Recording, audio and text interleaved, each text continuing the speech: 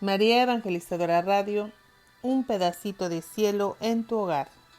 Te presenta el santo de hoy, 31 de julio, San Ignacio de Loyola, fundador de la Compañía de Jesús. San Ignacio nació en el año 1491 en el castillo de Loyola de Guipúzcoa, norte de España, cerca de los montes Pirineos, que están en el límite con Francia. Su padre Beltrán de Loyola y su madre Mariana Sáenz, de las familias muy distinguidas, tuvieron 11 hijos, 8 varones y 3 mujeres. El más joven de todos fue Ignacio. Su nombre de bautismo fue Íñigo. Ignacio entró en la carrera de militar en el año 1521.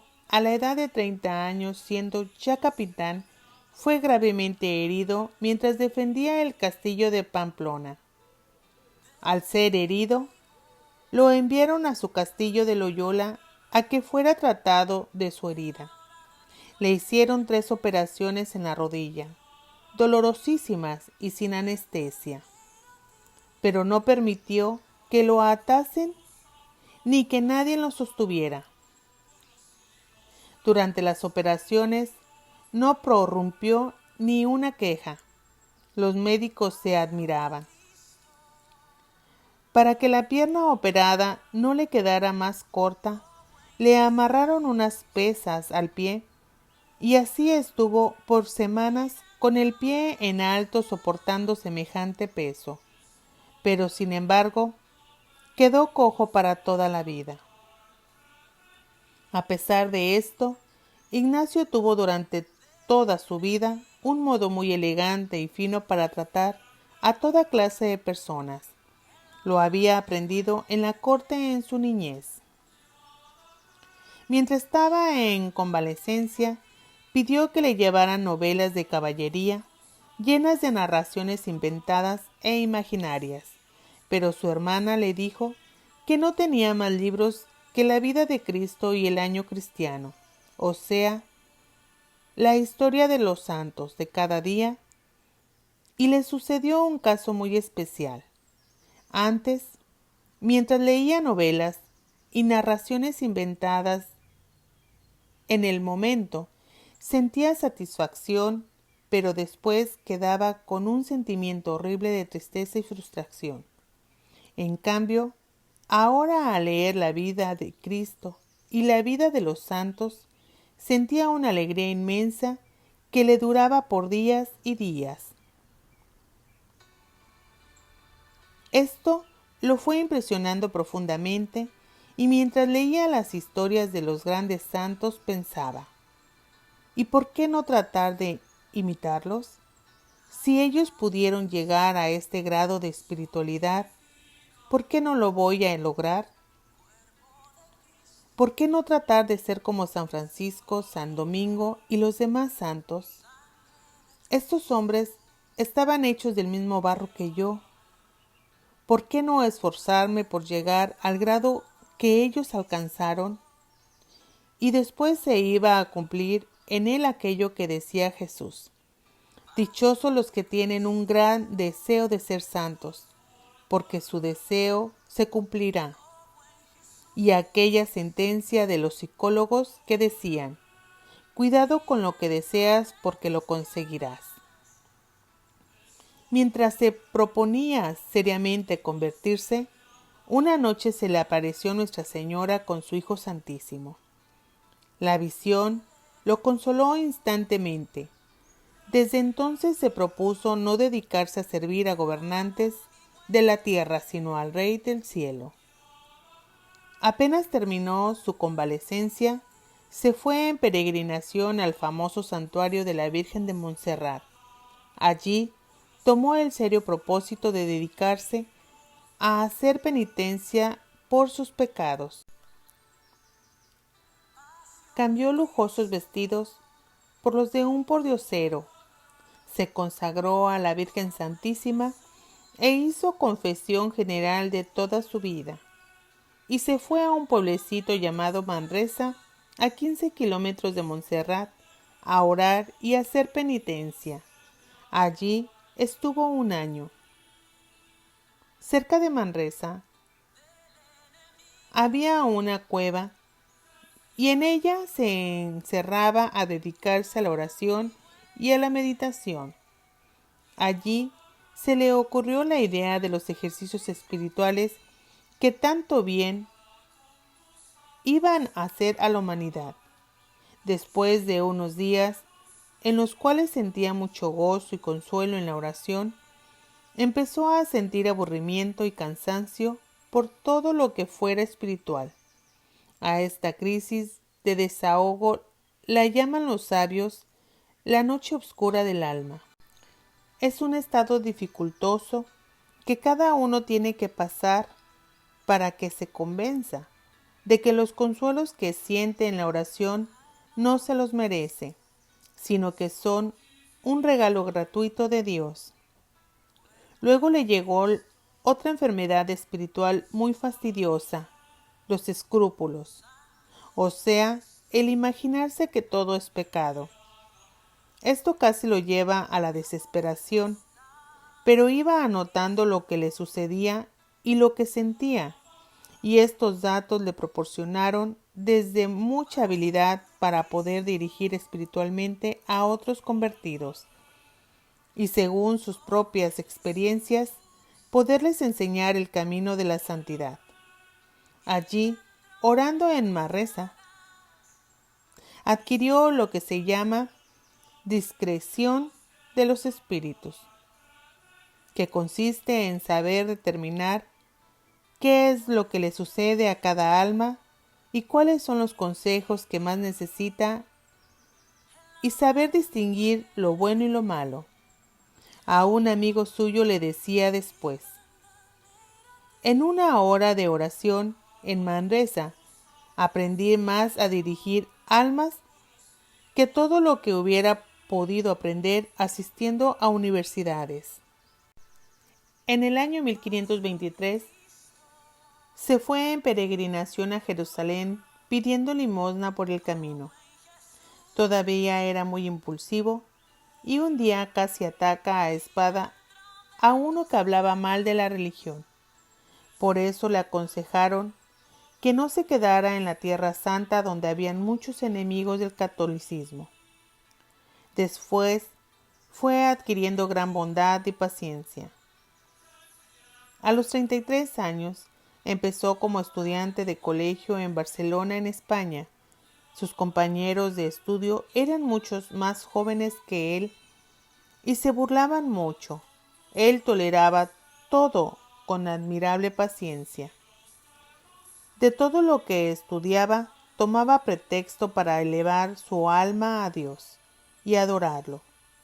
Después pasó a la Universidad de Alcalá, vestía muy pobremente y vivía de limosna. Reunía niños para enseñarles religión. Hacía reuniones de gente sencilla para tratar temas de espiritualidad y convertía a pecadores hablándoles amablemente de lo importante que es salvar el alma. Lo acusaron injustamente ante la autoridad religiosa y estuvo 2 meses en la cárcel. Después lo declararon inocente, pero había gente que lo perseguía. Él considera todos estos sufrimientos como un medio que Dios le proporciona para que fuera pagando sus pecados, y exclamaba: no hay en la ciudad tantas cárceles ni tantos tormentos como los que yo deseo sufrir por amor a Jesucristo. Se fue a París a estudiar en su famosa Universidad de la Sorbona. Allá formó un grupo con 6 compañeros que se han hecho famosos porque con ellos fundó la Compañía de Jesús. Ellos son Pedro Fabro, Francisco Javier, Laínez, Salmerón, Simón Rodríguez y Nicolás Bobadilla. Recibieron doctorado en aquella universidad y daban muy buen ejemplo a todos. Los 7 hicieron votos o juramentos de ser puros, obedientes y pobres. El día 15 de agosto del año 1534, fiesta de la Asunción de María, se comprometieron de estar siempre a las órdenes del Santo Pontífice para que él los emplease en lo que mejor le pareciera para la gloria de Dios. Se fueron a Roma y el Papa Pablo III les recibió muy bien y les dio permiso de ser ordenados sacerdotes. Ignacio, que se había cambiado por ese nombre su antiguo nombre de Íñigo, esperó un año desde el día de su ordenación hasta el día de la celebración de su primera misa para prepararse lo mejor posible a celebrar con todo fervor. San Ignacio se dedicó en Roma a predicar ejercicios espirituales y a catequizar al pueblo. Sus compañeros se dedicaron a dictar clases en universidades y colegios y a dar conferencias espirituales a toda clase de personas. Se propusieron como principal oficio enseñar la religión a la gente. En el año 1540, el Papa Pablo III aprobó la comunidad llamada Compañía de Jesús o Jesuitas. El superior general de la nueva comunidad fue San Ignacio hasta su muerte. En Roma pasó todo el resto de su vida. Era tanto el deseo que tenía de salvar almas que exclamaba: estaría dispuesto a perder todo lo que tengo y hasta que se acabara mi comunidad con tal de salvar almas de un pecador. Fundó casas de su congregación en España y Portugal. Envió a San Francisco Javier a evangelizar el Asia. De los jesuitas que envió a Inglaterra, 22 murieron martirizados por los protestantes. Sus dos grandes amigos, Laínez y Salmerón, fueron famosos sabios que dirigieron el Concilio de Trento. A San Pedro Canicio lo envió a Alemania y este santo llegó a ser el más célebre catequista de aquel país. Recibió como religioso jesuita a San Francisco de Borja, que era rico político gobernador en España. San Ignacio escribió más de 6,000 cartas dando consejos espirituales. El Colegio de San Ignacio fundó el Roma. Llegó a ser modelo en el cual se inspiraron muchísimos colegios más y ahora se ha convertido en la célebre Universidad Gregoriana. Los jesuitas, fundados por San Ignacio, llegaron a ser los más sabios adversarios de los protestantes y combatieron y detuvieron en todas partes del protestantismo. Les recomendaba que tuvieran mansedumbre y gran respeto hacia el adversario, pero que se presentaran muy instruidos para combatirlos. Él deseaba que el apóstol católico fuera muy instruido. El libro más famoso de San Ignacio se titula Ejercicios Espirituales y es el mejor que se ha escrito acerca de cómo hacer bien los santos ejercicios. En todo el mundo es leído y practicado este maravilloso libro. Duró 15 años escribiéndolo. Su lema era: todo para mayor gloria de Dios. Y a ello se dirigía todas sus acciones, palabras y pensamientos, a que Dios fuera más conocido, más amado y mejor bendecido. A los 15 años que San Ignacio dirigió a la Compañía de Jesús, Esta pasó de 7 socios a más de 1000. A todos y cada uno trataba de formarlos muy bien espiritualmente. Como casi cada año se enfermaba y después volvía a obtener la curación, cuando le vino la última enfermedad, nadie se imaginó que se iba a morir y murió súbitamente el 31 de julio del año 1556 a la edad de 65 años. En el año 1622, el Papa lo declaró santo y después Pío XI lo declaró patrono de los ejercicios espirituales en todo el mundo. Su comunidad de jesuitas es la más numerosa de la Iglesia Católica.